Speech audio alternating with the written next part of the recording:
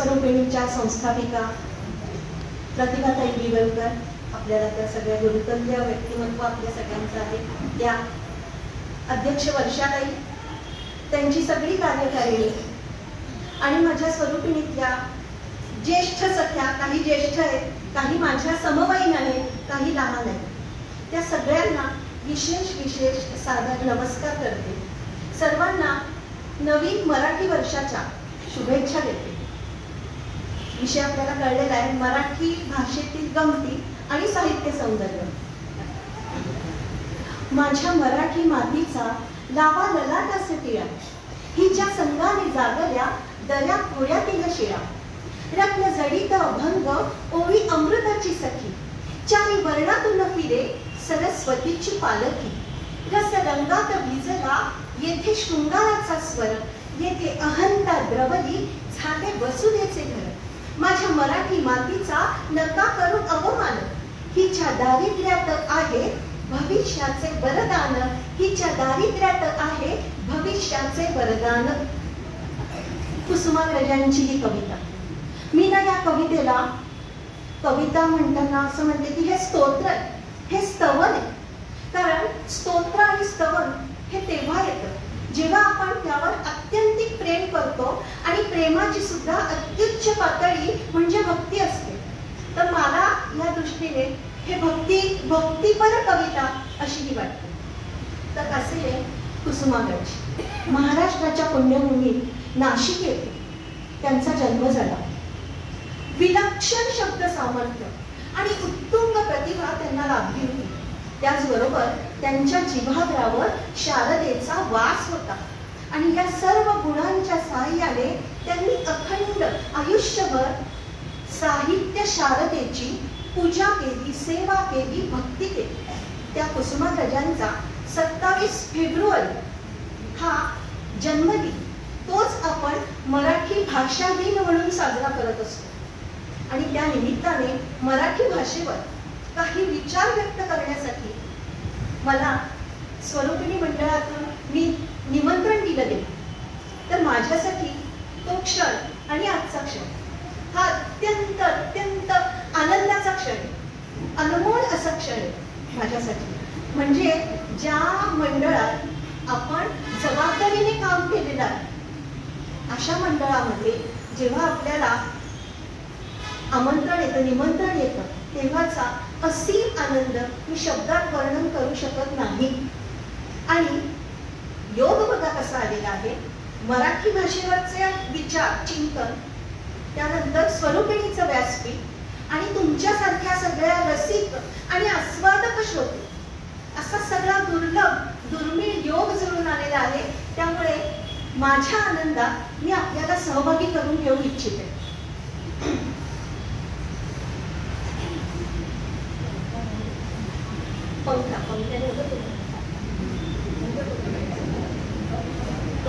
कमी कर, खूप परत पडते आता पंख्याने. तर हेमाताईंनी जरा थोडी काय म्हणतो ना आपण, मलाच मागे नेलं. काही गोष्टी माझ्याच स्मृतीमध्ये मी काळाच्या पडद्याआड गेलेल्या होत्या. तुम्हाला माहिती कारण काय ते त्यांनीच मला त्या सगळ्या मागच्या जो माझा काळ होता त्याकडे मला आठवतही नाही, पौरोहित्य वगैरे, पण त्यांनी सगळं खडून काढल्यासारखं असंही कोणीतरी करावं. आणि मला असं वाटलं की मीच मला नव्याने भेटले, म्हणजे हे सगळं मला पण लक्षात ठेवलं पाहिजे. तर धन्यवाद हेमाताई. आता मराठी भाषेचा उगम कसा झाला? तर संस्कृत भाषिक उत्तर भारतातून विंध्य पर्वत आणि नर्मदा नदी ओलांडून दक्षिण भारतात आले. तेथील प्रदेशानुसार आणि कालानुरूप त्यांच्या भाषेमध्ये काही अपभ्रंश निर्माण झाले आणि त्यामुळे अनेक बोलीभाषा निर्माण झाल्या. त्यात काही प्रदेशांमध्ये राष्ट्रिक नावाचं पद होतं. त्या पदावर जे अधिकारी असत ना, त्यांना महाराष्ट्रिक आणि प्रदेशाला महाराष्ट्र असे म्हटले जाऊ लागले. त्यांच्या येथे येण्याने शब्दांच्या नव्या मिसळण्याने आणि भाषेतील अपभ्रंशामुळे जी एक नवीन भाषा तयार झाली ती म्हणजे महाराष्ट्री प्राकृत. इसवी सनाच्या 8व्या किंवा 9व्या शतकात मराठी अशी ती उत्क्रांत होत गेली. महाराष्ट्री पासून ते मराठी पर्यंत विकास पावत गेली. आता आपल्याला असं विचारलं की या मराठी भाषेचे जनक कोण आहे, तर आपण नाही सांगू शकत. कारण अनेक संत, कवी, लेखक, विद्वचन, पंडित आणि सामान्य लोकांच्या योगदानातून कालांतराने मराठी भाषा विकसित झालेली आपल्याला आढळते. ज्यांनी तिची रचना केली, तिचा शब्द संग्रह तयार केला. भाषेची अभिव्यक्ती ही नेहमी दोन प्रकारे होते, एक मौखिक आणि दुसरी लिखित स्वरूप. मौखिक म्हणजे मुखाने बोलली जाणारी, आणि जेव्हा भाषा लिपिबद्ध केली जाते तेव्हा तिला लिखित स्वरूप प्राप्त होतं. लिखित स्वरूपामुळे काय होतं, समाजाचं आणि संस्कृतीचं संवर्धन होतं. समाज घडतो आणि आपला सांस्कृतिक वारसा एका पिढीकडून दुसऱ्या पिढीकडे सोपविण्यासाठी लिखित स्वरूपातील भाषेचाच उपयोग होतो. म्हणजे आपली भाषा ही काय आहे, वाहक आहे थोडक्यात, बरोबर. पण म्हणून तिला महत्व नाही का, तर आहे. कसं सांग, म्हणजे आपल्या संस्कृतीने गुरूंचं किती महत्व वर्णन केलेलं आहे. पण गुरु काय असतो, आपल्यामधला आणि परमात्म्यामधला दुवास्तर असतो की नाही, माध्यमच असतो. पण तरी सुद्धा आपण गुरूंची महती गातोच, अगदी तसंच आहे. कारण आपली भाषा आपल्याला अभिव्यक्त होण्यासाठी, ज्ञान मिळवण्यासाठी उपयोगी, म्हणजे तिचीही महती आहे. त्यात मराठी भाषा ही जवळजवळ 2 ते 2,500 वर्षात इतकी प्राचीन आहे. म्हणजे दुर्गाबाई भागवत म्हणतात की ही अत्यंत जिवंत आणि जुनी भाषा. त्यात संस्कृत बोलायला अवघड आणि क्लिष्ट होतं, त्यामुळे सर्वत्र प्राकृतच बोलले जाऊ लागले. सातवाहन राजांच्या काळात एक गमतीदार गोष्ट सांगतात, काय की त्यांच्या काळात एक राजा होता म्हणे, त्याला फक्त प्राकृत भाषा येत होती आणि त्याच्या राणीला फक्त संस्कृत भाषा येत होती. एकदा त्यांचा वार्तालाप सुरू होता आणि त्या वार्तालापामध्ये राणीने त्याची संस्कृत भाषेमधून काहीतरी चेष्टा केली. झाला, याचा अहंकार दुखावला गेला, त्याला खूप अपमान वाटला आणि ताबडतोब राजाने संस्कृत भाषेवर बंदी आणण्याचा हुकूम सोडला. आणि असं म्हणतात की तेव्हापासून प्राकृतच भाषा बोलली जाऊ लागली. त्यात शके 905 मध्ये गोमटेश्वरचा जो पुतळा आहे, श्रावण बेळगोळ येथे, तेथे त्याच्या आसपास एका शिलालेखावर मराठी वाक्य आढळलं, श्री चामुंडराये करविले. त्यामुळे संशोधकांचं, अभ्यासकांचं म्हणणं असं आहे की आपली भाषा ही त्या आधीपासून नक्कीच प्रचलित होती, अस्तित्वात होती. आता मराठी भाषेची वैशिष्ट्य ती विचारली तर काय, जगात सर्वाधिक बोलली जाणारी 10व्या क्रमांकाची, किंवा काही ठिकाणी 15वा क्रमांक आहे, काही ठिकाणी 18वा क्रमांक आहे, म्हणजे मतमतांतर आहे, कोणी सांगू शकत नाही. तर भारतात मात्र सर्वाधिक बोलली जाणारी ही 3ऱ्या क्रमांकाची भाषा, म्हणजे हिंदी, बंगाली आणि मराठी. महाराष्ट्र, दादरा नगर हवेली इथली प्रथम अधिकृत भाषा आहे, तर गोव्याची ही 2री अधिकृत भाषा आहे. मराठी भाषा ही मोडी लिपी आणि देवनागरी लिपी लिहिली जात होती, पण 1952 नंतर फक्त देवनागरी लिपीतच ही लिहिली जाऊ लागली. मराठी भाषेमधलं ज्ञ हे अक्षर मराठी भाषेचं वैशिष्ट्य आहे. कारण हिंदीमध्ये काय असतं आपल्याला माहिती, ज्ञ नाहीच आहे. ज्ञ हा धातू आहे, म्हणजे ज्ञान, जाणून घेणे, ज्ञान प्राप्त करणे, हे मराठी भाषेचं वैशिष्ट्य. तर मराठीतलं ढ हे अक्षर सुद्धा मराठीचं वैशिष्ट्य आहे. बघा, कारण का, जशी वर्णाक्षरं निर्माण झालेली आहेत ना, तेव्हापासून ते आजपर्यंत ढ अक्षरामध्ये काहीही बदल झालेला नाही. म्हणून एखाद्या विद्यार्थ्यावर किंवा विद्यार्थिनीवर जर प्रगती होत नसेल त्याची, तर आपण पटकन म्हणतो की अगं तो ढ आहे, अगं ती ढ आहे. म्हणजे काय, तर ढ अक्षरासारखा ज्याच्यावर काहीही परिणाम होत नाही असा जो तो. तर मराठीतली संख्यानाम ही सुद्धा मराठीचं वैशिष्ट्य आहे. कारण मराठीमध्ये 32, 65 अशी संख्यानाम आहे, जी इंग्रजीमध्ये नाही. इंग्रजीमध्ये असतं तर आपण काय म्हटलं असतो, 32, 65. मराठीत आपण 30वर 2, 60वर 5 असं म्हणत नाही ना. म्हणजे संख्यानामं ही सुद्धा मराठीचं वैशिष्ट्य आहे. आणि यामधल्या एक चुकार शब्दसंख्या बघा, 19, 29, 39, 49, 59, 69, 79, 89, 100, 99 काय म्हणतो आपण? 99. फक्त 99. म्हणजे 99 हा चुकार शब्द आहे. झाली की नाही गंमत? वाटली की नाही? तर मराठीतलं ळ, ळ हे अक्षर सुद्धा मराठीचं वैशिष्ट्य आहे.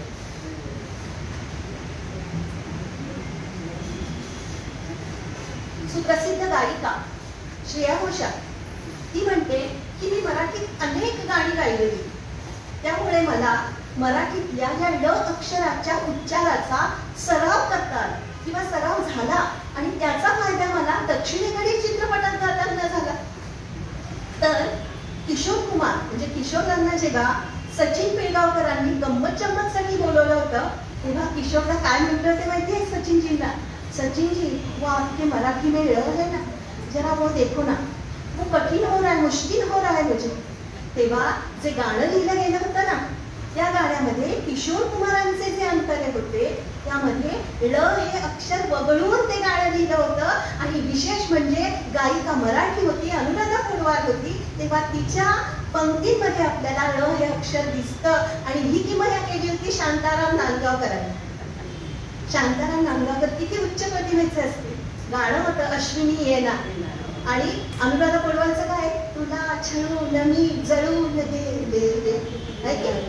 तर आपले आधुनिक वाल्मिकी गदिमा यांना एकदा एका समीक्षकाने पत्र लिहून कळवलं होतं. पण तरी सुद्धा गदिमा रागवले नाही का? गदिमांनी त्यावर विचार केला, त्याचा जरा धांडोळा घेतला आपल्या गीतांचा, कवितांचा.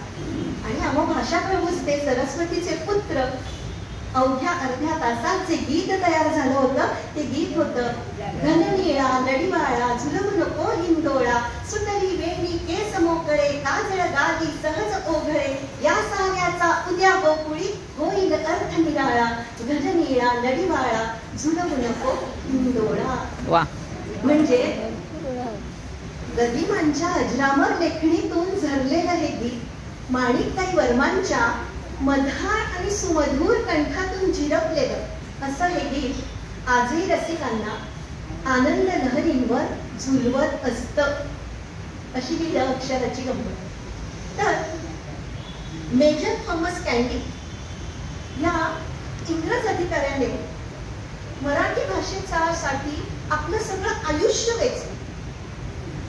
त्याने पूर्ण आयुष्यभर मराठी भाषेचाच अभ्यास केला आणि मराठी भाषेमध्ये विरामचिन्ह आणि व्याकरणाचा उपयोग करून तिला आधुनिक वळण लावलं, ती अधिक समृद्ध केली. म्हणजे मला विचाराल तर मला असं वाटलं की या थॉमस कॅन्डी, मेजर थॉमस कॅन्डीचे आपल्या मराठी भाषेवर उपकारच आहे. तुम्ही म्हणाल काय हो, काय उपयोग या विरामचिन्हांचा व्याकरणाचा आपल्या मराठी भाषेमध्ये? तर सांगतो. म्हणजे रस्त्यावरून वाहनं जात असतात की नाही, तर त्या वाहनांची गती नियंत्रित करण्यासाठी रस्त्यावर गतिरोधक असतात किंवा चौकात सिग्नल्स असतात किंवा ट्रॅफिक पोलीस असतात, ज्यामुळे वाहनांची गतीही नियंत्रित होते आणि वाहनांचे अपघात टळले जातात. अगदी तसाच उपयोग आपल्या भाषेमध्ये विरामचिन्हांचा आणि व्याकरणाचा. एकदा नासी पडके प्रति अत्रेंना म्हणाले, अत्रे काय आपल्या भाषेमध्ये विरामचिन्हांचा उपयोग आहे? अत्रे म्हटले आज नाही, कधीतरी सांगेल. आणि अत्रे एकदा फडक्यांच्या घरी गेले. फडक्यांची पत्नी होती. तिला म्हणाले, मी तुझा नवरा, तू माझी बायको, आपण सिनेमाला जाऊ. झालं. फडक्यांच्या पत्नीने ही गोष्ट फडक्यांच्या कानावर घातली. फडक्यांनी ताबडतोब अत्रेंकडे खुलासा मागितला. त्यावर अत्रे म्हटले, मी स्वल्पविराम, तुझा नवरा स्वल्पविराम, तू स्वल्पविराम, माझी बायको स्वल्पविराम, आपण सिनेमाला जाऊ पूर्णविराम. म्हणजे वाक्यामध्ये जर विरामचिन्हांचा उपयोग केला नाही तर तसे अर्थाचे अनर्थ होतात, हे आपल्याला अत्रेंनी सोदाहरण स्पष्ट करून सांगितले. त्यामुळे भाषेमध्ये व्याकरणामुळे भाषेला एक शास्त्र येतं आणि विरामचिन्हांमुळे एक नियमितता येते, नियंत्रण येतं. भाषेमध्ये होणारे अर्थाचे अपघात टळतात.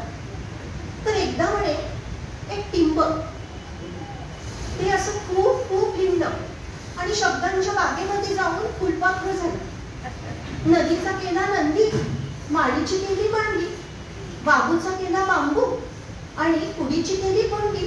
भाडे बनले भांडे, अव बनलं अंग, शेडी बनली शेंडी, रग बनलं रंग.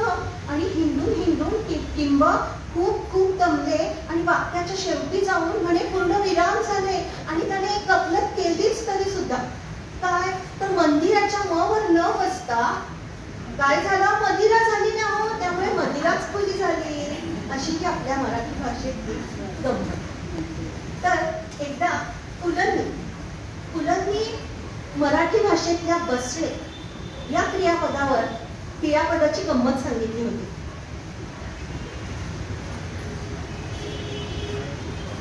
पुलंची मुलाखत वसंत सबनीस घेत होतो आणि वसंत सबनीसांनी पुलंना विचारलं, पुलं तुम्ही नाटक लिहिता, मग ते बसवता आणि मग उभं करता, पण आम्ही त्याला बसवलं, नाटक बसवलं असं का म्हणतो? त्यावर पुलंनी उत्तर दिलं, पुलं उत्स्फूर्तता आणि हजरजबाबीपणा हा पुलंचा विशेष. त्यामुळे पुलंनी उत्तर दिलं त्याचं असं आहे ना की आम्ही नाटक लिहितो, मग ते बसवतो आणि मग उभं करतो, पण ते जर नीट बसलं नाही तर नाट्यगृहातले बसलेले प्रेक्षक उभे राहून चालायला लागतात. आणि त्यात मला एक वाईट खोड आहे की मी नाटक प्रेक्षकांसाठीच लिहितो.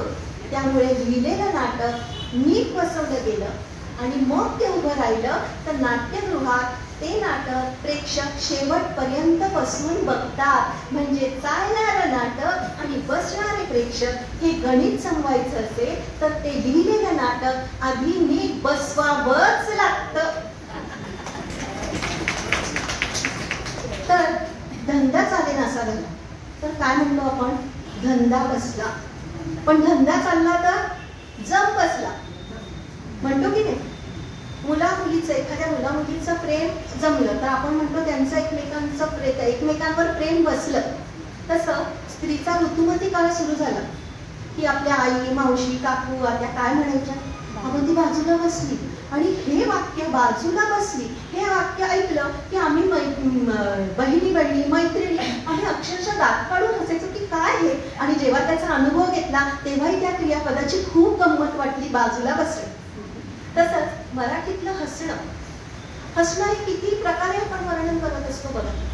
की स्मित हास्य, गालातल्या गालात हसणं, गोड हसणं, मुग्ध हसणं, लावणं, पोट धरून हसणं, 7 मजली हास्य, गडगडाटी हास्य, पिटी हसणं, दात काढून हसणं. पण इंग्रजीमध्ये असतं तर आपण काय म्हटलं असतं, फक्त स्माईल अँड लाफ. तसं खाणे पण म्हणे हे क्रियापद कसं आहे बघा. आपण अन्न खातोच सगळेजण, पण अजून काय काय खातो तर आपलं काम चोख झालं नाही तर कोणी खातो. त्यात कोणाला अद्वा बोललो, हरिरावी केली, रागाने बोललो तर मार सुद्धा खातो. आणि बोलघेवड्या माणसांना कळतच नाही की आपण कधी कोणाचा वेळ खातो. तर काही आपलाच मुद्दा खराय हे पटवून सांगण्यासाठी हिंसक होऊन डोकं सुद्धा खातो. आणि इतकंच काय हो, काही माणसं म्हणे ज्यांचा विचार आणि विवेक हरवलाय आणि वेळ लागलाय ना त्यांना, तर ते काय करतात माहिती आहे, पैसा खातात आणि तोही टेबला खालून. आणि मी असं वाचलंय की यामध्ये स्त्रिया सुद्धा मागे नाहीत. अशी ही आपल्या मराठीतल्या क्रियापदांची गंमत. मराठीमध्ये जितकी विशेषणं आहेत ना तितकी विशेषणं क्वचितच एखाद्या भाषेमध्ये आपल्याला आढळते.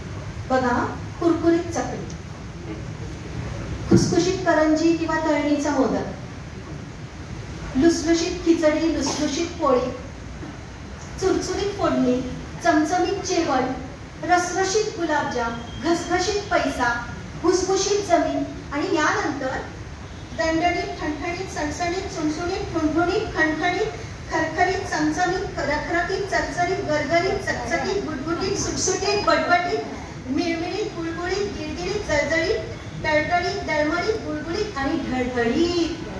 अजूनही खूप वेळ मी लिहून आणली नाहीयेत विशेषण. म्हणजे आहे की नाही चमत्कार.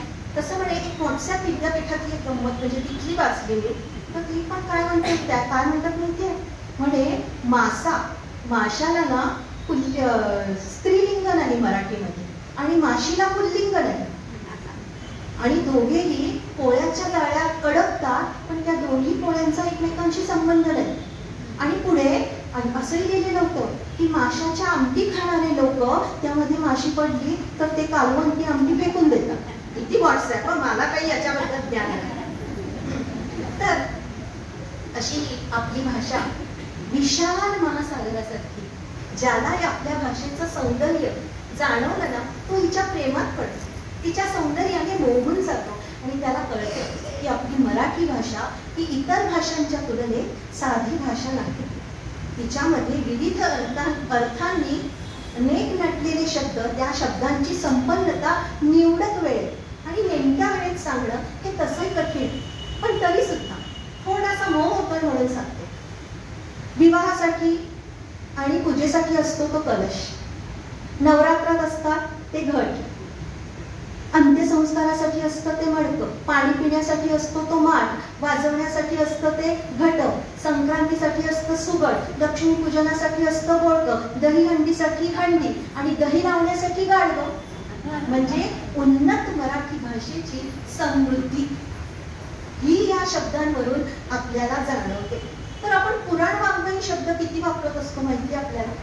बघा, कळीचा नारद, लावालावी करणारा माणूस असेल त्याला म्हणतो ना आपण कळीचा नारद.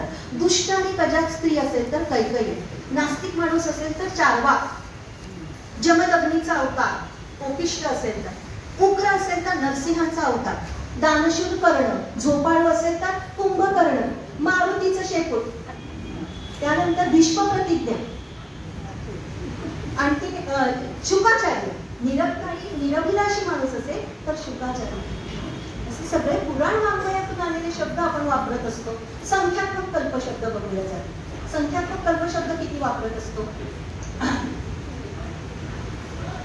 पहिला आहे ओनामा. ओनामा म्हणजे एखाद्या कलेची सुरुवात करणे. ओनामा. अर्धांगी, प्रथमम वंदे, दीड शहाणा दीड चतुर. दीड चतुर. प्रथमम वंदे म्हणजे एखादा दुर्जन माणूस असेल तर बाबा रे याला वंदन कर, काय कर, त्याचं काय ते मानपान आणि जाऊ दे. दीड शहाणा दीड चतुर, द्विभुज, द्विगुणी, त्रिस्थळी, त्रिदेव, त्रिगुण, चार पदर, चार घटका, चार माणसं, चार क्षर, चौकोनी चिरा, चतुरस्त्र, चौपदर, पंचपंच उषटकाळ, पंचतत्व, पंचमहाभूत, षडाष्टक, षटकार, षडाक्षरी, सप्तशृंग, सप्तपदी, अष्टपैलू, नवरात्र, अष्टपैलू नवरात्र, दशग्रंथी ब्राह्मण, 11 रुद्र, अवाच्या सव्वा, एकाच माळेचे मणी, 12 गावचे पाणी, 14 चौकड्यांचे राज्य, 14वे रत्न, 18 विश्व दारिद्र्य, 18 पगड जार, 36चा आकडा, 52 कशी सोनं, 84चा फेरा. त्यानंतर सहस्त्र चंद्र दर्शन, लाखाची गोष्ट, पोट कल्याण. म्हणजे आहे की नाही आपली भाषा? मला असं वाटलं की जणू आहे आपली भाषा किमयागार, म्हणूनच आहे हिचे सौंदर्य अपरंपार. अभ्यासिका खोलवर हिला, गवसतो मराठी भाषेचा ठेवा, चला हिला जपून ठेवा. यावरूनच ठेवा आणि ठेवा यावरून पुन्हा काहीतरी आठवलं ते सांगतेच की म्हणे हार खाल्ली तर हार मिळणार नाही. म्हणजे एकच शब्द दोन अर्थी, द्वय अर्थी जातो. हार खाल्ली तर हार मिळणार नाही. फुलांच्या माळा, केसात माळा. वर्षी काय दर वाढवतात? वर पक्षाची खोली वर आहे आणि काढा पिऊन मग एक झोप काढा. एक वळू एकदा पळता पळता थांबला आणि म्हटला मी इकडे वळू की तिकडे वळू.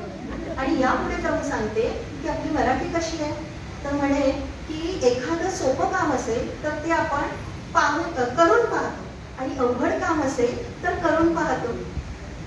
आणि जर म्हणे एखाद्या माणसांना ना की तोंडावर टाकून बोलून टाकणं जमत नाही, मग ते पाठीमागे काय करतात? टाकून बोलतात. अशी ही आपली मराठी खट्याळ, अवखळ आणि तरी सुद्धा लढीवाळ भाषा. तर आपल्या भाषेमध्ये ना म्हणी काय करतात? आपल्या भाषेला, आपल्या भाषेचा डौल वाढवतात. त्यामुळे म्हणींमुळे एक ऐट येते भाषेत. बोली भाषेमध्ये तर अनेक म्हणी आहेतच, पण प्रमाण भाषेमध्ये, पण बोली भाषेतल्या काही म्हणी पाहूया, त्या मजेदार असतात. रोज घरी शिव्या आणि एकादशीला ओढ्या, मी बाई संतीन माझ्या मागे 2-3, मुरक्या वाचून जेवण नाही आणि मुरक्या वाचून बाई नाही.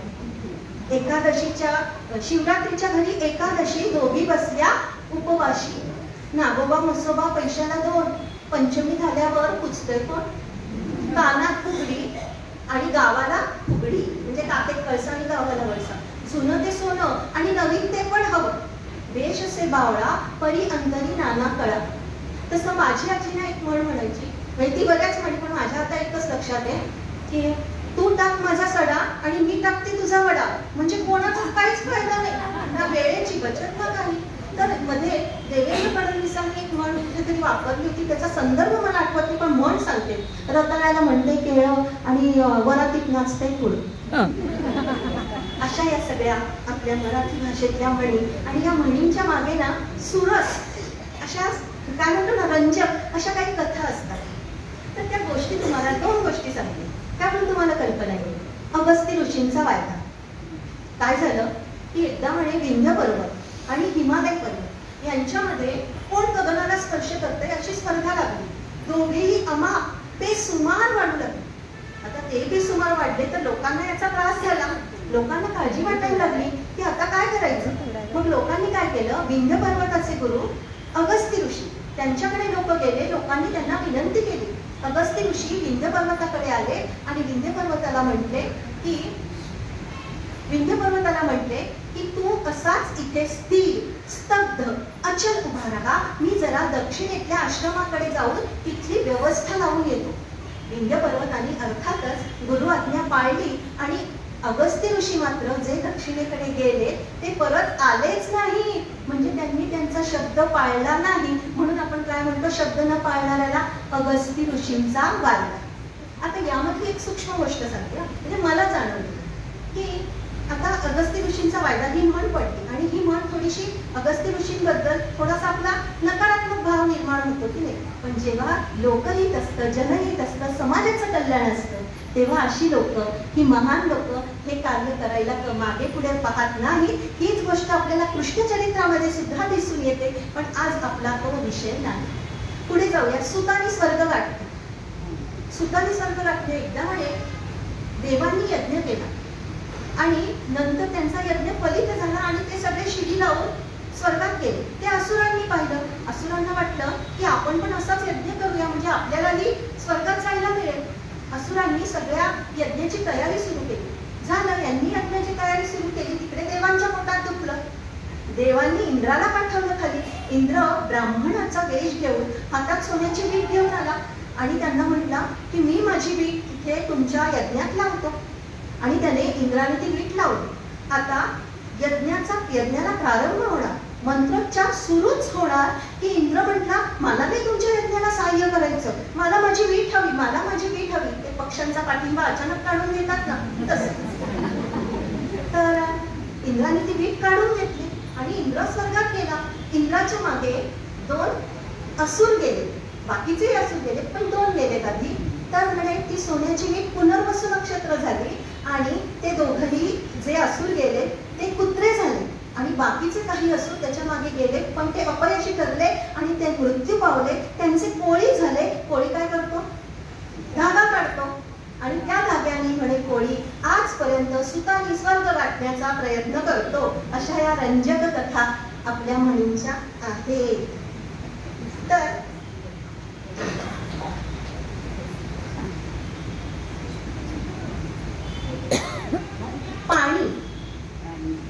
पाणी म्हणूनच आठवलं मला. पाणी हा शब्द सुद्धा आपण किती प्रकारे वापरतो. पुन्हा हे जे मी सांगणार ते व्हॉट्सअप विद्यापीठातून या. पाणी हा शब्द असे प्रवाही, वळवू तसा वळतो हा, जशी भावना मनात असते रूप तसे बदलते. डोळ्यातून येता पाणी अश्रू असे तयास म्हणते, कधी सुखाचे कधी दुःखाचे अशीच असे त्यांची महती. चटकदार तो पदार्थ दिसता, तोंडाला त्या पाणी सुटे, खाता खाता ठसका लागता डोळ्यातून मग पाणी येते. धनाढ्या घरी धरणी लक्ष्मी देवी म्हणे अविरत पाणी भरते, ताकदी विना वित्त खर्चिता, डोक्यावरून पाणी जाते. वळणाचे पाणी वळणावरती म्हण एक मराठी असे, बालागावचे पाणी प्यायला चतुराई तर यातून दिसे. लाथ मारुनी पाणी काढणे, लाथ मारुनी पाणी काढणे हे तर लक्षण कर्तृत्वाचे. मेहनतीवरती पाणी पडणे, चीज न होणे कष्टाचे, चीज न होणे कष्टाचे. उत्कर्ष तुझ्याचा मनी डाच, उत्कर्ष तुझ्याचा मनी डाचतो, पाण्यात वाहणे गुण खोटा. पाणीदार ते नेत्र सांगती, विद्वत्तेचा गुण मोठा, विद्वत्तेचा गुण मोठा. शिवरायांनी कित्येक वेळा, शिवरायांनी कित्येक वेळा शत्रूला त्या पाणी पाजले, नामोहरम करून आपुले मराठमोळे पाणी दावले. मोती दवबिंदूंचे चमचम पाणी पानावरती, क्षणिक सुखाची प्राप्ती होता, अळवावरचे अलगद पाणी, अळवावरचे अलगद पाणी. कळी पोवळी कुणी पुसकरी, कळी पोवळी कुणी पुसकरी, काळजाचे तर पाणी होते. ओंजळीतून पाणी सुटता, कन्यादानाचे पुण्य लाभते. माय बाप ते आम्हा घडवी, माय बाप ते आम्हा घडवी, रक्ताचे ते पाणी करुणी. विनम्र होऊन त्यांच्या ठाई, नकळत जुळती दोन्ही पाणी. इथला पाणी रस्वय बरं, आणि त्याचा अर्थातच नकळत जुळती दोन्ही पाणी. आभाळातून पाणी पडता, आभाळातून पाणी पडता, दुथडी नद्या तुडुंब वाह. दुष्काळाचे सावट पडता, पाणी पाणी सारेच करती. मुखातच ते पडता पाणी, मुखातच ते पडता पाणी, वेळ सांगते मृत्यूची. पितरांना मग पाणी देऊनी, स्मृती जागते आप्तांची, स्मृती जागते आप्तांची. मनामनातील भावनांचे, मनामनातील भावनांचे पाण्यामध्ये मिसळा रंग. प्रतिबिंबित हे होती जेव्हा, चेहऱ्यावरती कुठे तरंग, चेहऱ्यावरती कुठे तरंग. आणि याशिवाय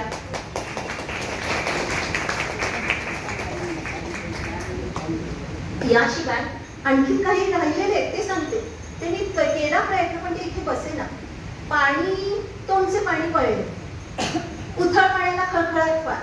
पाण्यात राहून माशाशी वैर करू नये, पाण्यासारखा पैसा खर्च करणे. म्हणजे पाणी हा शब्द असे फक्त 2 अक्षरे, पण त्याची मोठी व्याप्ती. म्हणूनच आपणास होते निखळ आनंदाची प्राप्ती, आपणास होते निखळ आनंदाची प्राप्ती.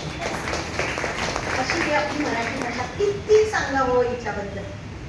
आपल्या या भाषेला अभिजात भाषेचा दर्जा मिळण्यासाठी सरकार आणि अभ्यासक प्रयत्न करत आहे. पण अभिजात म्हणजे काय?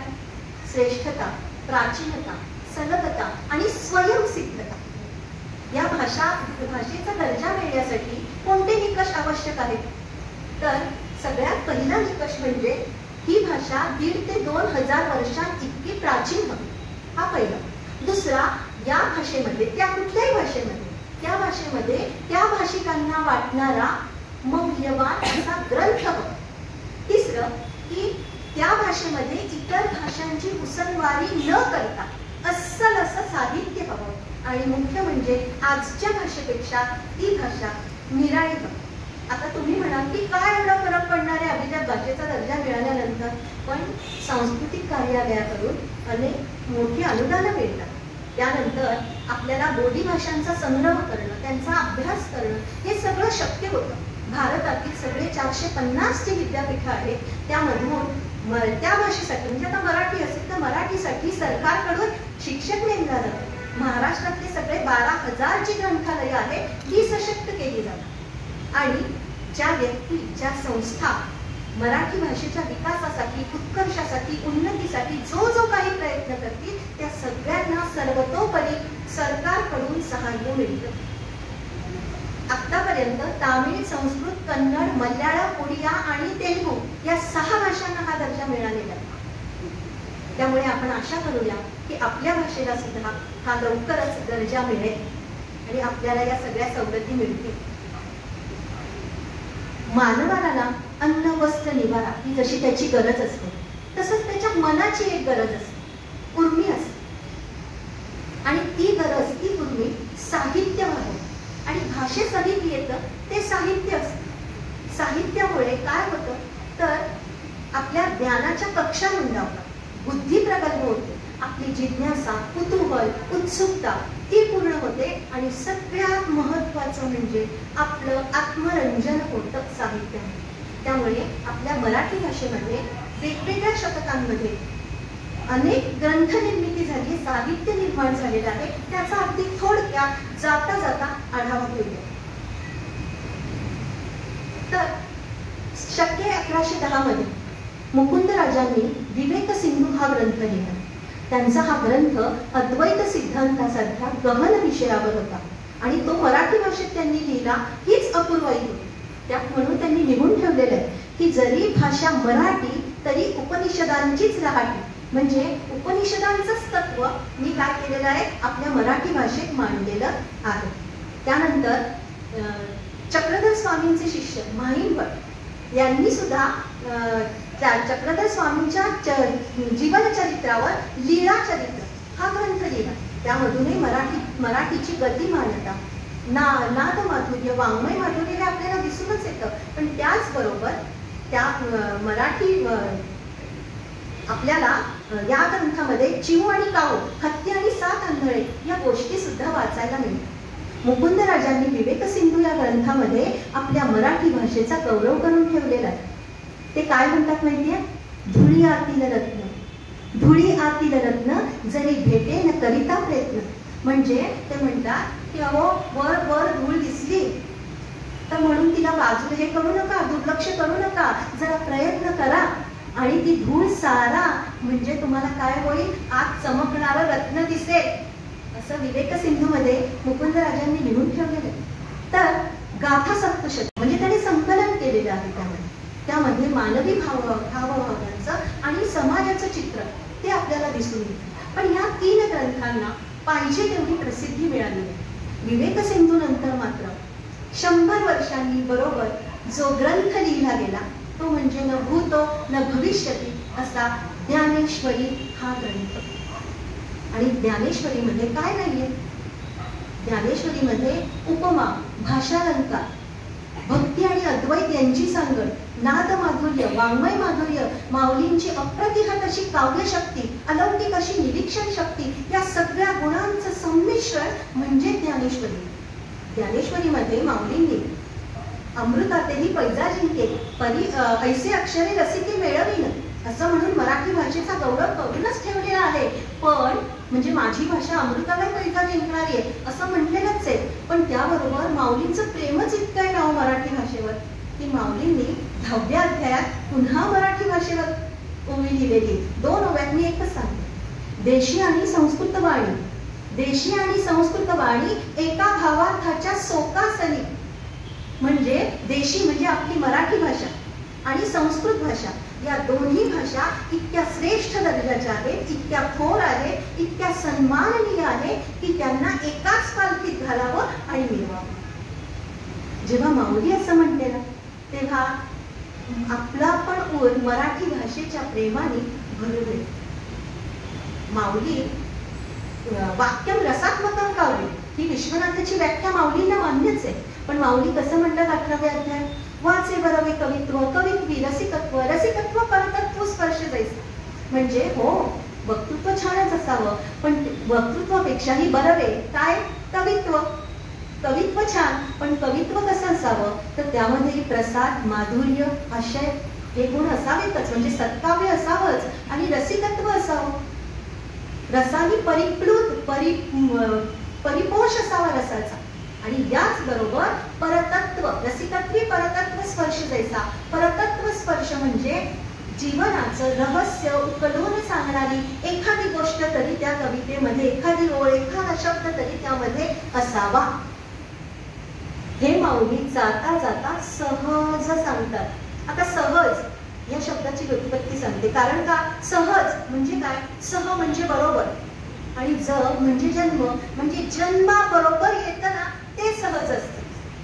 आणि मग ते आपल्याला माहिती नको का? तोच परतत्व स्पर्श आपल्या कवितेमध्ये असायला हवा. नाहीतर ती कविता नाही टलाट पल लावून करणारे अनेक असतात पण परतत्व स्पर्श असायलाच हवा.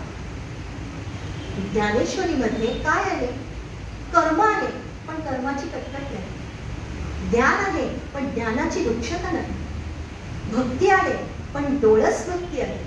म्हणजे तत्व सुद्धा इतकं माधुर्याने सांगितलं जाऊ शकतं किंवा भक्तीला ज्ञानाचा डोळा असतो, हे ज्ञानेश्वरीमध्ये आपल्याला ठाई ठाई दिसतं. त्यामुळे मला असं वाटतं ज्ञानेश्वरीच्या ओव्यांमध्ये, प्रत्येक ओव्यांमध्ये इतकं ठासून सौंदर्य भरलेलं आहे ना, म्हणजे जीवनाचं तत्व भरलेलं आहे. कधी कधी असं वाटतं ना, थोडं धाडसाचं विधान करतं. तुम्हाला पटतं की नाही बघा. प्रतिभाताईची पण माफी मागते की ज्ञानेश्वरी, मराठी माणसाने ज्ञानेश्वरी वाचल्याशिवाय मरू नये. नव्हे, त्याला अधिकारच नाहीये तो मरण्याचा. आपल्याला पहिल्यांदा समजत नाही, पण माऊली त्याची काळजी घेतात. जरा बघा एकदा तो ग्रंथ. तो ग्रंथ कसा आहे, मला काय वाटलं माहितीये की आपल्या सगळ्या मराठी भाषेतल्या ग्रंथांमध्ये तो ग्रंथ जर खाली ठेवला, ज्ञानेश्वरी ग्रंथ जर खाली ठेवला ना, तर आपल्या संस्कृतीची, समाजाची, मराठी भाषेची आणि परमात्म तत्वाचा तो इतका मजबूत पाया आहे की तो सगळ्या ग्रंथांना उचलून धरतो. तो जर वर ठेवला ग्रंथ तर तो कळसच आहे, आणि तो जर मध्ये ठेवला ना तर भूतकाळाचा आणि भविष्याचा तोल साधणारा असा तो ग्रंथ आहे ज्ञानेश्वरी.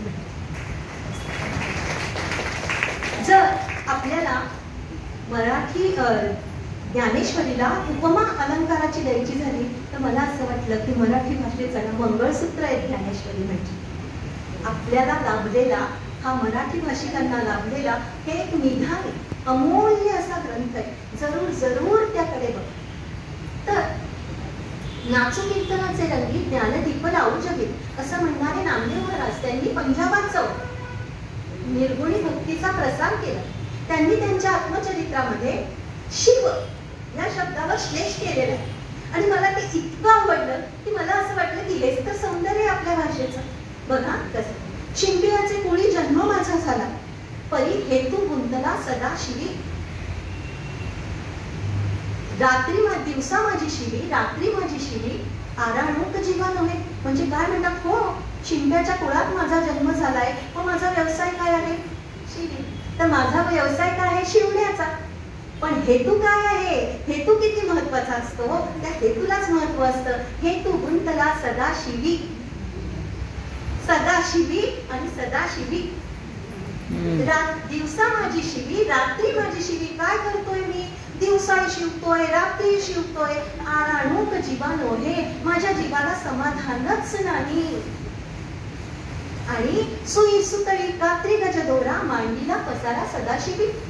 सगळं घेऊन बसलोय म्हटले, कात्री आहे, गज टेप आहे, सगळं घेऊन मी शिवतोय सतत. मांडीला पसारा सदाशिवी. पण हेतू काय आहे, सदा शिवण्यासाठी. म्हणजे या दोन ओळींचा अर्थ काय आहे माहितीये, नामाचं अनुसंधान त्यांचं चाललेलं आहे, ते शिवताय. पण एकीकडे रामकृष्ण हरी, रामकृष्ण हरी, रामकृष्ण हरी हे हृदयातून कंठातून जिभेपर्यंत येत आहे. रामकृष्ण हरी, रामकृष्ण हरी, रामकृष्ण हरी हे सतत चाललेलं आहे सदाशिवी. आणि इतकं ते अनुसंधान झालं की ते काय म्हणतात, नामामध्ये शिवी विठोबाचे अंगी. काय झालं, इतकं अनुसंधान त्यांचं झालं की जे गिऱ्हाईक त्यांच्याकडे येत होतं ते गिऱ्हाईक त्यांना विठोबाच भासायला लागलं. अरे विठोबा चालाय माझ्याकडे शिवायला, अरे विठोबा चालाय माझ्याकडे शिवायला. म्हणजे मी काय करतोय, विठोबासाठीच अंगी शिवतोय. आणि हे जेव्हा होतं ना, म्हणून तर मी जगात धन्य झालो. नामदेव महाराज म्हणतात आहे की नाही, सदा शिव, शिव या शब्दावरचा श्लेष. तर एकनाथी भागवत म्हणजे तत्वज्ञान, भावदर्शन आणि ज्ञानदर्शन यांचा एक अलौकिक असा त्रिवेणी संगम आहे. परमार्थ तत्व त्यामध्येही आहेच, ठासून भरलेलं आहे. पण एकनाथांनी या एकनाथी भागवतामध्ये एका अध्यायामध्ये, तिसऱ्या अध्यायामध्ये प्रलयाचं वर्णन करून ठेवलेलं आहे. ते इतकं सुंदर आहे, रुद्र रूप त्याच्यामधून त्या प्रलयाचं प्रकट झालेलं आहे. बघा, स्वर्ग आणि पाताळ तळा खवळून उठल्या अग्निज्वाळा, तव प्रलय करत्या मेघमाळा, क्षोभला त्या दुर्धरा अतिकाळा. म्हणाल तेथे मोठ मोठे वर्षु लागले थेंबुटे, तैसे नभे का कडकडाटे, एक धार सुटे अनिवार, जैसे की मदगजाची सोंड. तैशा धारा अति प्रचंड, शतवर्षे वरे अखंड, पर्जन्य विकंड पैवरसे. विजू निज तेजे नभ जाळी, काळाची बैसे दात खिळी. कडकडाट तेली आरोळी तैसे प्रलय काळी मेघ खवळ. काय वर्णन केलेलं आहे, एवढंच म्हणजे रुद्र रूपाचं पूर्ण वर्णन. ढगांचा गडगडाट, विजांचा कडकडाट, पावसाचा थैथयाट आपल्या डोळ्यासमोर दिसतो. वीज नभांना जाळते आणि काळाने जणू काही गाठी बसल्यासारखा काळा कोसळतोय अशा त्या धारा. कशा मद गजाची सोंड तैशा धारा अति प्रचंड, की जणू काही हत्तीच्या सोंडेतून तो वर्षाव चाललेला आहे. आणि असं वाटतंय, काय वाटतंय, की वरून खाली धारा कोसळताय की खालून वर. असा तो काळ सगळा मेघ खवळलेला आहे. आणि या मेघांचं पुढे वर्णन त्यांनी करून ठेवलंय की हे असे मेघ ना म्हणे संवर्धक मेघ असतात. आहे की नाही समजलं? म्हणजे मला असं वाटलं की साजीवंत चित्रण आपल्या डोळ्यासमोर एकनाथांनी करून ठेवलेलं आहे. आणि या सगळ्यामुळे त्यांच्या शब्दांची ताकद, सामर्थ्य आपल्याला कळतं. तसं तुकाराम महाराज म्हणे भंडारा डोंगरावर जायचे आणि ते एकांतात बसायचे आणि तिथे त्यांना चिंतन करायचे. तिथे त्यांना अनेक अभंग, त्यांच्या कविता सुचायच्या. एकदा म्हणे त्यांना प्रश्न पडला, कास याने तुझी पूजा करू केशी राजा, हाची संदेह फेड आता. उदके नाडू तरी स्वरूप तुझे, तेथे माझे काय वेचे देवा. गंधांचा सुगंध पुष्पांचा परिमळ, तेथे मी काय करू आता. फळदाता तूच तांबूल अक्षता, तेथे मी दुर्बल काय करू. वाहू दक्षिणा तरी धातू नारायण, वाहू दक्षिणा तरी धातू नारायण. अन्नतेची ब्रह्म तुझे काही. गाता तो ओंकार काळी नादेश्वर, नाचा वया खार नाही कोठे. तुका म्हणे मज अवघे तुझे नाम, धूप दीप रामकृष्ण हरी, धूप दीप रामकृष्ण हरी. देवा काय करतो मी, तुझी पूजा करतो. पण मला प्रश्न पडलाय, मी उदकाने तुला स्नान घालायला गेलो तर मला असं वाटलं की अरे हे पाणी तर मी निर्मळच केलेलं नाही, मग मी काय करू. मग फुलं वाहिला गेलो तर फुलांचा सुगंध, फुलांचा रंग आणि ते फुल तूच झालेलं आहे. मग आता फळ वाहिला गेलो तर मी कुठलं फळ वाढा, तूच आमच्या कर्माचं फळ आम्हाला देतो. मग आता मी दुर्बल झालो. मग दक्षिणा व्हायला गेलो तर धातूही तूच झालेलाच, तांबूल अक्षता तूच झालेला आहे. मग आता तुकाराम महाराज म्हणतात की मी काय करतो की भजन करतो. गाता तो ओंकार काळी नादेश्वर, भजन करतो. पण ते स्वर, नाद, लय सगळं तर तूच झालेलं आहे. नाचा वया थार नाही कोठे, म्हणजे नृत्य करून तुझी पूजा करू तर आहे का जागा आहे परब्रह्माला. मी इकडे सरकू शकते, इकडे सरकू शकते, परब्रह्माला जागाच नाही आहे. त्यावरच आपण नाचणार आहे. नामदेवांची गोष्ट आपल्याला माहिती आहे. तर असं आणि मग तुकाराम महाराज म्हणतात की हे मन मात्र माझं आहे.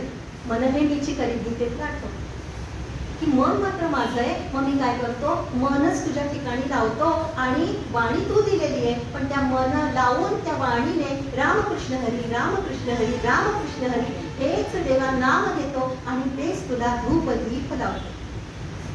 म्हणजे मला असं वाटलं ना की हा अभंग आपण सकाळ संध्याकाळ वाचावा. आपल्यासाठी अत्यंत उत्तम उदाहरण. आपल्याला किती अभिमान असतो, मी किती वय छान, माझं रूप किती छान, माझे केस किती मोठे, माझं कर्तृत्व किती मोठं, मी हे केलं नसतं तर झालंच नसतं. हा सगळा आपला रूपाचा, कर्तृत्वाचा अभिमान जर कळायचा असेल ना, सकाळ संध्याकाळ या अभंगाला आठवतं. कारण मला आठवतं की गीतेमध्ये आपण काय असतो, निमित्त असतो. गीतेमध्ये भगवंतांनी अर्जुनाला सांगितलंय मयैवैते निहता पूर्वमेव निमित्त मात्र भवसव्यसाची.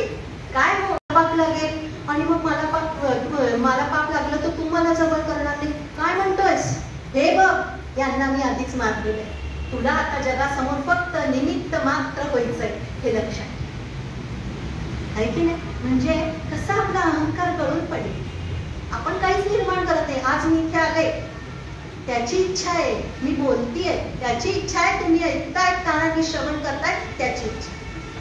तर रामदास स्वामींची साहित्य सृष्टी बघूनही आपल्याला थक्क व्हायला हवं. त्यांनी जे शिवाजी महाराजांना पत्र लिहिलं त्या पत्रामधून जो संदेश मुद्रित होतो तो काय होता की विवेके करावे कार्य साधन, जाणार नरतनु हे जाणून, पुढील भविष्यार्थी मन रहाटोची नये, चालू नये असन्मार्गी, सत्यता बाळण्या अंगी, रघुवीर कृपा प्रसंगी, दास महात्म्य वाढवे. रजनीनाथ आणि दिनकर नित्य नेमे करीती संचार घालिता ती येर झार लाविले भ्रमण जगदीशे आदि माया मूळ भवानी हेची ब्रह्मांडाची स्वामिनी. म्हणजे आणि विवेकी एकांत करून इष्ट योजना करावी. रामदास स्वामींनी समर्थांनी जे पत्र लिहिलं त्यामध्ये या पत्रातलं पहिलं अध्यक्षर घेतलं तर काय संदेश मुद्रित होत होता? विजापूरचा सरदार निघाला आहे. आहे की नाही आपल्या भाषेचं सौंदर्य? आणि मला असं वाटलं की मला म्हणजे आपलं भाग्य नाही तेवढं, पण समजा गुरुंनी उपदेश पत्र लिहिलं असतं तर आपल्याला काय वाटलं असतं? हा, चालू नये असन्मार्गी, करावे कार्य साधना, भविष्यावर अवलंबून राहू नये, असं काहीतरी वाटलं असतं. पण लिहिणारे समर्थ होते, वाचणारे शिवाजी महाराज होते. म्हणजे बुद्धी आणि हृदय एक झाले. त्यामुळे शिवाजी महाराजांना कळलं की हा नक्कीच संदेश कसा आहे तो. त्यामुळे जो अद्भुत इतिहास घडला होता तो इतिहास आपल्या सगळ्यांना ठाऊक. तसं सुसंगती सदा करो सुजन वाक्य खाली पडो मोरोपंतांची आली. आपण अनेक म्हणजे आर्या त्यांच्या पाठ केलेला आहे. त्यांनी 108 रामायण लिहिली. त्या 108 रामायणामध्ये त्यांनी काहीतरी नियम घालून घेतलेला होता. पण त्यापैकी मला ना निरोष्ठ रामायण हे फार म्हणजे वैशिष्ट्य वाटलं त्यांचं. कारण त्या निरोष्ठ रामायणामध्ये प वर्ग प प ब भ म हा औष्ठ्य जो असतो की ओठांना ओठ लागणार आहे ते वर्णाक्षरच नाही त्यामध्ये. आता म नाही, मग राम नाही, मग रामाऐवजी त्यांनी अनेक विशेषणं वापरलेली. धनुर्धर, रघुनाथ, सीतापती, कौसल्यासुत, दशरथनंदन, आणि म्हणून त्याला निरोष्ठ रामायण असं म्हटलेलं. मोरोपंत फार सुंदर कथा सांगत नाही, अगदी रंगवून रंगवून फुलवून सांगत असत. त्यांना एकदा श्रीमंत सरदार घोरपडे यांच्याकडे कथा सांगण्यास बोलवलं आणि त्यांनी त्या दिवशी कथा अत्यंत रंगवून फुलून सांगितली होती. श्रोते सगळे तल्लीन झालेले होते ते ऐकण्यामध्ये. आणि आता कथेचा उत्तरार्ध आला, कथेची समाप्तीकडे भाग आला. तेव्हा सरदार घोरपडेंना प्रश्न पडला, मोरोपंतांनी इतकी सुंदर कथा रंगवून सांगितलेली आहे आणि आता मी यांना काय विदागी देऊ? हा त्यांच्या मनातला प्रश्न त्यांनी शेजारच्या कारभाराकडे त्यांच्या कानात कुजबुजले. हे मोरोपंतांच्या लक्षात आलं. अहो तिथल्या तिथे मोरोपंतांनी आर्य रचली. भोजा समकाव्य प्रिय कर्णा समदानशूर घोरपडे, भोजा समकाव्य प्रिय कर्णा समदानशूर घोरपडे, तरीही तुम्हास विदागीचा का घोरपडे? म्हणजे श्रोत्यांमध्ये खसखस टिकली होती. आणि असं म्हणतात की मोरोपंत हे इतके शब्दांना खेळ, त्यांच्याकडे विलक्षण अफाट असं शब्द सामर्थ्य होतं की हत्ती जसा त्याच्या शून्य दंडावर पुष्पहार खेळवतो ना, तसं शब्दांना खेळवण्यात मोरोपंत अत्यंत कुशल होते. अशी ही नररत्न आपल्या महाराष्ट्रात जन्मलेली आहे आणि ही आपल्या मराठी भाषेचं भूषण. तर फादर स्टीफन्सन यांनी बायबल या ग्रंथाचं ख्रिस्त पुराण हे मराठीत लिहिलं आणि त्यांनी त्यामध्ये मराठी भाषेचा गौरव केलेला आहे. काय म्हणतात ते? जैसी पुष्पान माझी पुष्प मोगरी, परिमळान माझी परिमळ कस्तुरी, तैसी भाषा साजरी मराठीया, जैसे पक्षियांमध्ये मयूर, वृक्षियांमध्ये कल्पतरू, ऐसी भाषा मानू थोरू मराठीया. म्हणजे जसं पुष्पांमध्ये पुष्प मोगरा आहे, परिमळांमध्ये कस्तुरी आहे, पक्ष्यांमध्ये मोर आहे आणि वृक्षांमध्ये कल्पतरू आहे, तशी ही भाषा थोर आहे मराठी भाषा. ही फादर स्टीफन्सन यांनी लावून ठेवली. हे सगळं हा कालखंड हा आपण पाहिला तो 1700 म्हणजे 1700चा शतक. पुढे 1800 पासून आधुनिक कालखंड सुरू होतो, पण ते सांगायला वेळच नाही. पण त्यासाठी सुद्धा अनेक लेखक कवी यांनी ही मराठी साहित्य शारदेची पालखी आपल्या स्तंभावर घेतली आणि त्यांनी योगदान दिलेलं आहे.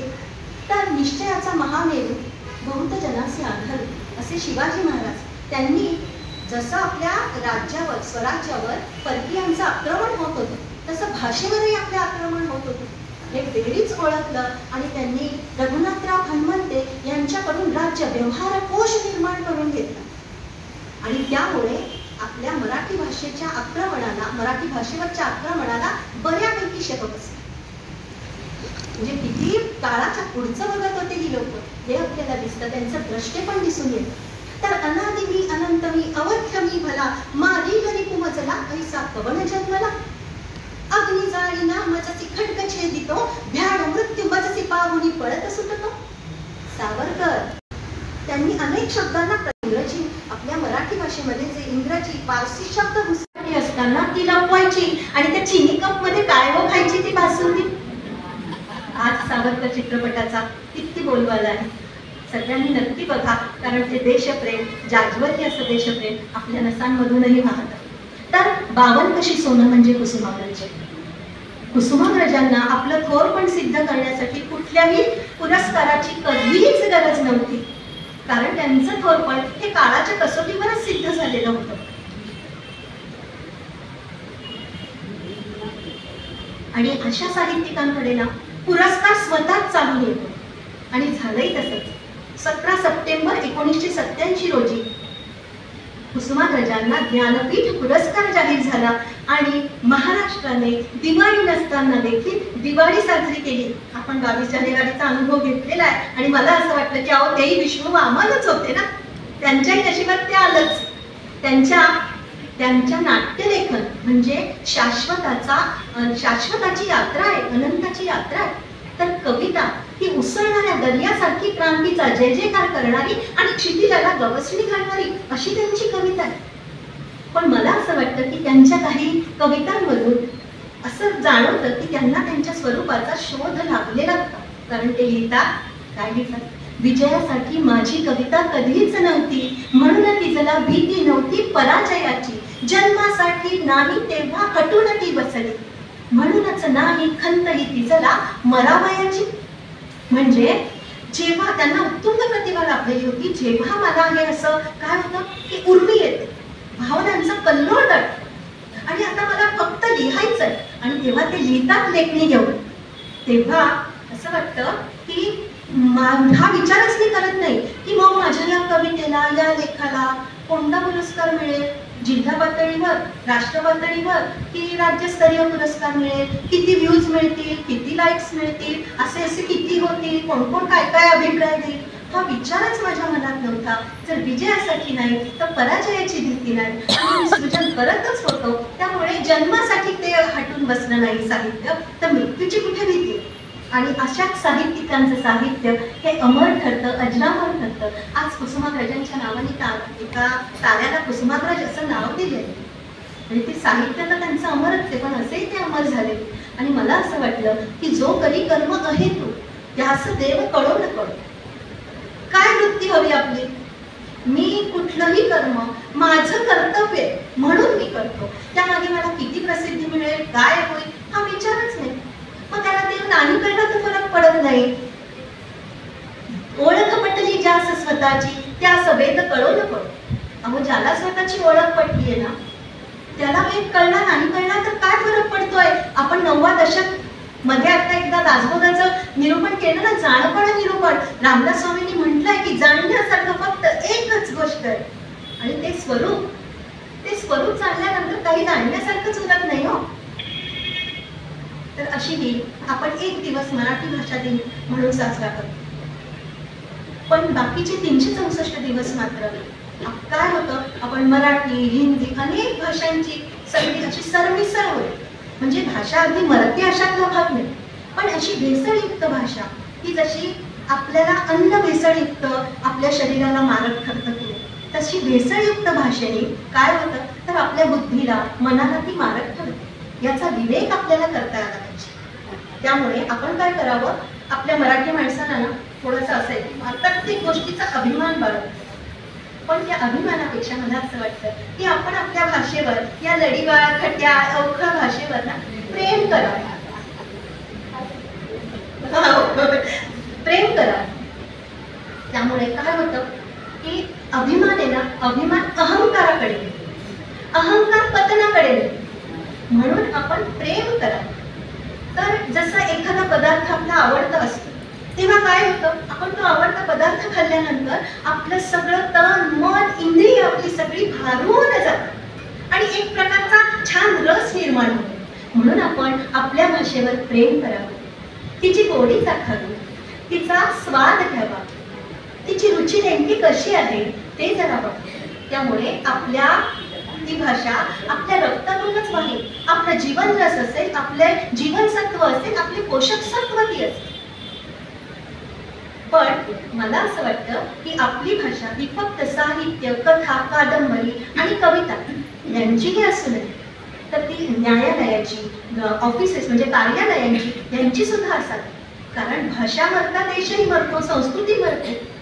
आणि आता मला असं वाटतं की ही जबाबदारी आपल्या पिढीची जास्त आहे. कारण आपली पिढी मराठी मीडियम मध्ये शिकलेली, मग पुढे आपण कॉलेजमध्ये काय ते इंग्लिश शिकलेली. पण आपली मुलं, नातवंड यांच्यामध्ये मात्र हे बीज नक्की नक्की जरूर पेर. हे बीज पेरण्याचं काम आपण नक्की कर.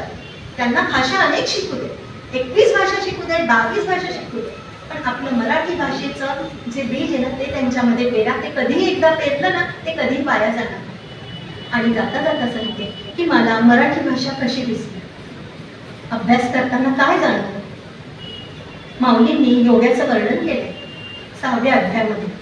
माऊली म्हणतात की जैसा कनक चंपकाचा फळा, की अमृताचा पुतळा, नाना सासिंदला मळा, कोवळिकेचा. मला अगदी अशी कनक चंपकाचा मळाच वाटली मला. कळा मळाच. कनक चंपक म्हणजे सोनचाफा. सोनचाफ्यामध्ये ना असं एका पुस्तकात वाचलं होतं मी की पंचत्व असतं म्हणे. काय? घनत्व, निर्मलत्व, मृदुत्व, सतेजत्व आणि एकत्व. हे 5 गुण त्या कनक चंपकामध्ये असतात. घनत्व कसं?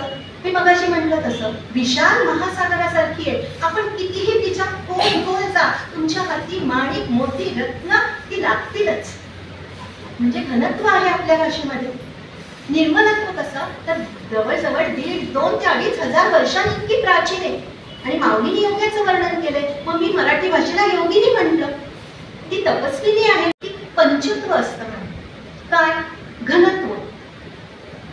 घनत्व, निर्मलत्व, मृदुत्व, सतेजत्व आणि एकत्व. हे 5 गुण त्या कनक चंपकामध्ये असतात. घनत्व कसं? मी मगाशी म्हटलं तसं विशाल महासागरासारखी आहे. आपण कितीही तिच्या खोल जा, तुमच्या हाती माणिक, मोती, रत्न ती लागतीलच. म्हणजे घनत्व आहे आपल्या भाषेमध्ये. निर्मलत्व कसं? तर जवळजवळ 1,500, 2,000 ते 2,500 वर्षांइतकी प्राचीन आहे. आणि माऊलींनी योग्याचं वर्णन केलंय. मग मी मराठी भाषेला योगिनी म्हटलं. ती तपस्विनी आहे असं मला वाटलं. योगिनी आणि तपस्विनी ही तेव्हाच होईल जेव्हा तिचं हृदय, तिचं मन शुद्ध असेल, म्हणजे निर्मल असेल. मग निर्मलत्व हा गुण तिच्यामध्ये आहे. निर्मलत्वाच्याच अनुषंगाने मृदुत्व येणारच ना. मृदुनी कुसुमादपी. ती कुसुम आहे. म्हणजे कुसुम कसं असतं आपल्याला माहिती आहे. मृदुत्व असणारच. त्या मृदुत्वामुळेच तर आपण तिच्या प्रेमात पडतो. सतेजत्व कसं आहे? तर ती तेजस्वी आहे, तेजस तत्वाची आहे. कारण श्री सुक्तामध्ये ऋषींनी देखील जिला लक्ष्मीला बघितलं ना, ती लक्ष्मी कशी होती माहितीये? सुवर्ण रजत सजाम सुवर्णाम हेममालिनी. म्हणजे ती आपलं शरीर पंचमहाभूतांचं आहे, पण त्या लक्ष्मीचं शरीर सगळं तेजस तत्वाचं बनलेलं आहे असं त्यांना दिसलं. आणि मला सुद्धा असं वाटलं की आपली भाषा ही अशी तेजस्वी, तेजांकित, झळझळीत अशी ही भाषा. म्हणजे सतेजत्व आणि एकत्व कसं? तर 5 पाकळ्या त्याच्यामध्ये. आणि एकत्व कसं? तर कशीही तुम्ही तिला वळा, पाण्यासारखी प्रवाही आहेच ती भाषा, पण तरी ती आपलं स्वतःचं स्वत्व सोडते का? नाही. म्हणून तर ती टिकून आहे ना आजपर्यंत.